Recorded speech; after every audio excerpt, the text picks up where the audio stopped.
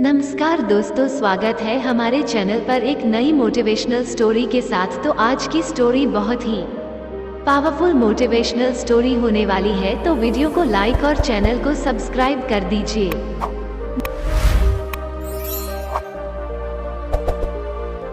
Importance of time in Hindi. एक गांव में 3 लड़के रहते थे, राम, श्याम और राजू। तीनों के पिता काफी अमीर थे। तीनों का बचपन बहुत अच्छे तरह से गुजरा था। उनके माता पिता कभी भी उनकी कोई भी मांग को अनदेखा नहीं करते थे। राम के पिता सरपंच थे, श्याम के पिता एक कारोबारी थे और राजू के पिता एक किसान जमींदार थे। छोटी उम्र से ही उन सबको लाड प्यार ने ऐसा बना दिया था कि ना तो उनको मेहनत का पता था और ना ही उनको समय की परवाह थी। अक्सर वो सारा दिन बस घूमते रहते थे। नशे और अन्य भोगविलास में डूबे रहते थे, जिससे उनके गांव वाले भी दुखी थे। सरपंच और बड़े लोगों के बच्चे होने के कारण उनकी कोई शिकायत कर पाने की हिम्मत नहीं कर पाता था, जिससे उनका मनोबल और बढ़ गया था। एक दिन उनके गांव में बहुत तेज बारिश हुई, जिससे सब लोगों को नुकसान हुआ, जिसमें इन तीनों के पिता भी थे। लेकिन इतना कुछ होने के बाद भी उनके बेटों का वही हाल था। वो बस घूमते रहते, नशा करते, भोगविलास करते रहते थे। माँ बाप काफी चिंतित रहा करते थे। ये तीनों भले ही कितने गंदे थे, लेकिन इन तीनों के अंदर एक खास बात थी जिसकी पहचान किसी को नहीं थी और उनको खुद को भी पता नहीं था। राम एक बहुत अच्छा नेता प्रतिपक्ष था, क्योंकि अपने पिता के पास रहते हुए उसको इसका काफी ज्ञान हो गया था, क्योंकि उसके पिता सरपंच थे। श्याम भी इस तरह से बिजनेस की समझ रखता था, क्योंकि उसके पिता एक कारोबारी थे। और राजू खेती का काम जानता था, क्योंकि उसके पिता जमींदार थे। पर अपनी गलत कामों की वजह से उन सब ने अपने इन टैलेंट पर ध्यान ही नहीं दिया, जो कि उनकी सबसे बड़ी कमजोरी थी। इस तरह से इनकी बदमाशियों को देखकर इनके पिता उन्हें सिख देने को सोची।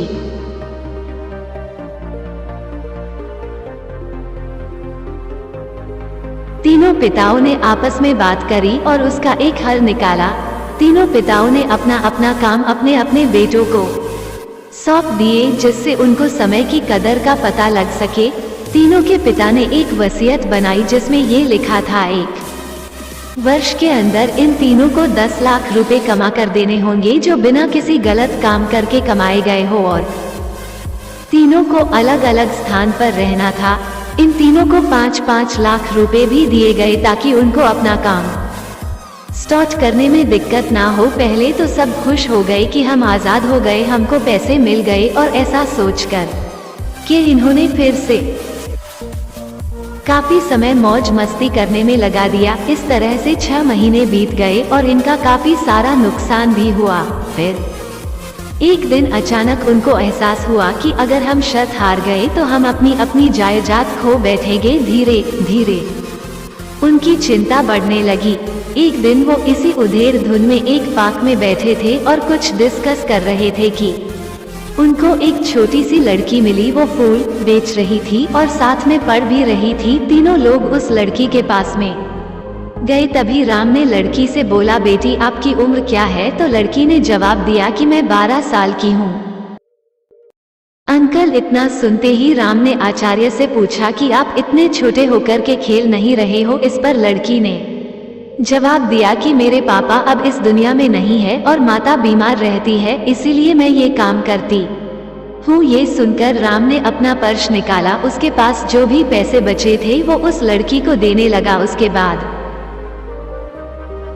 लड़की ने बोला, अंकल आप भी फूल ले लो, मुझे बहुत खुशी होगी, क्योंकि मैं अगर आपसे फ्री में पैसे ले लूंगी तो फिर मेरा पढ़ाई में मन नहीं लगेगा, मैं काम चोर बन जाऊंगी, क्योंकि यही समय है जिस समय में अपना भविष्य राम ने उस लड़की से सारे फूल ले लिए और तीनों घर लौट आए। उस फूल वाली लड़की का उन तीनों लड़कों पर बहुत गहरा प्रभाव पड़ा। रात भर उन तीनों ने उस बच्ची के बारे में सोचते रहे और उन्हें एहसास हुआ कि वो तीनों कितने गलत थे।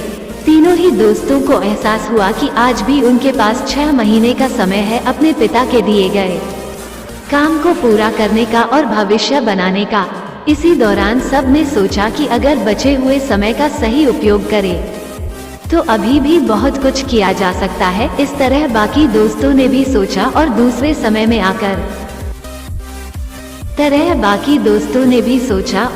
समय में आकर काम तलाशने लगे। पर उनके शर्त में एक शर्त ये भी थी कि उनको जो भी काम करना है वो अपनी पहचान बताए बिना करेंगे, जिससे ये साफ था कि उनको काम नहीं मिला। और जब काम नहीं मिला तो उन्होंने सोच लिया तो अब वो अगर कुछ भी करेंगे तो अपने गांव में जाकर ही काम करेंगे। भले ही उनके पिता कुछ भी सोचे, लेकिन फिर भी अपने गांव में जाएंगे और अपने गांव में कुछ नए काम करेंगे। भले ही उनको अपने पिता के वसीयत ना मिले। तीनों लड़के अपने गांव में फिर से आए और अपने अपने पिताओं से जाकर के मिली और उन्होंने अपने अनुभव के बारे में बताया और बोला कि वो आगे से ऐसी गलती नहीं करेंगे और वो उन्हें माफ कर दे।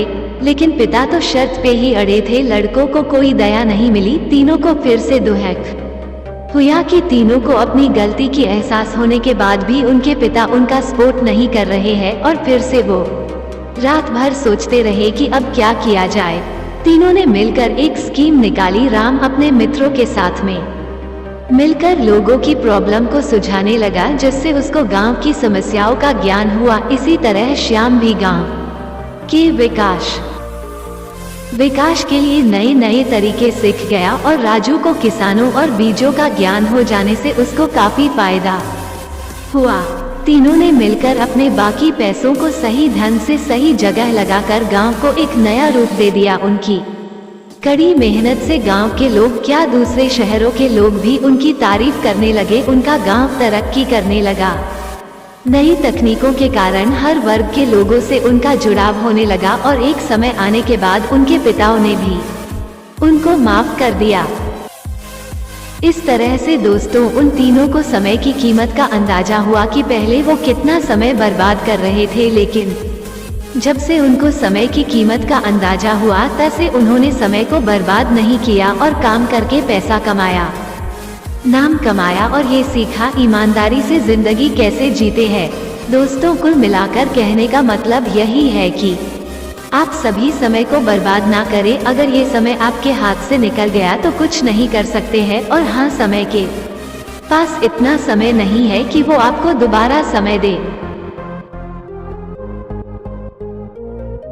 समय बर्बाद करने का हजारों तरीका है, लेकिन आप ऐसा कोई तरीका चुनिए जो आपकी जिंदगी बदल दे, इस समाज की जिंदगी बदल दे, इस देश का भविष्य बदल दे। मुझे उम्मीद है कि ये स्टोरी आपको अच्छी लगी होगी। दोस्तों, मोटिवेशन की आग को इतना सपोर्ट करने के लिए बहुत बहुत धन्यवाद। अपना ख्याल रखिए, जिंदगी में आगे बढ़िए और अपनी कड़ी मेहनत से देश में खुद के नाम के साथ साथ दुनिया में भी देश का